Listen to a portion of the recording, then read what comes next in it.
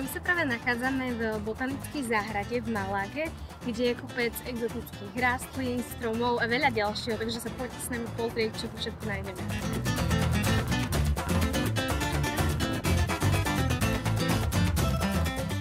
Táto botanická záhrada má vyše 150 000 ročnú tradíciu. To je jedna z mála záhrad, kde sa nachádzajú takéto subtropické rastliny, dokonca aj v celej Európe.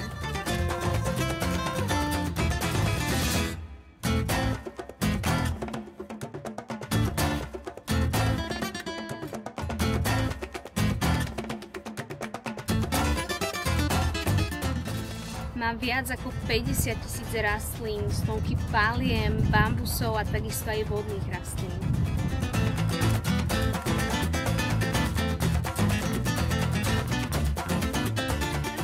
Ako môžete vidieť, nachádza sa tu aj spomínaný citrusovník. Ja tu držím jeden citrón aj v ruke, ktorý bol spadnutý na zemi, aby ste si nemysleli, že som ho otrhla, pretože to sa tu nesmie.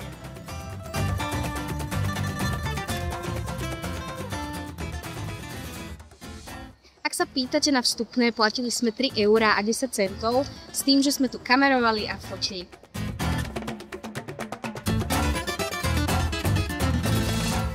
Pôvodne to bola rekreačná oblasť jednej rodiny z vyššej buržoázie, ale od 19.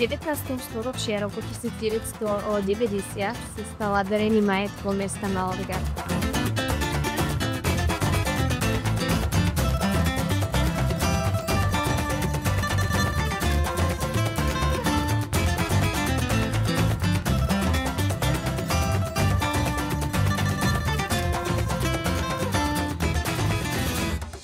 Verím, že sa vám táto malá prehliadka botanickej záhrady páčila a teším sa opäť na budúce.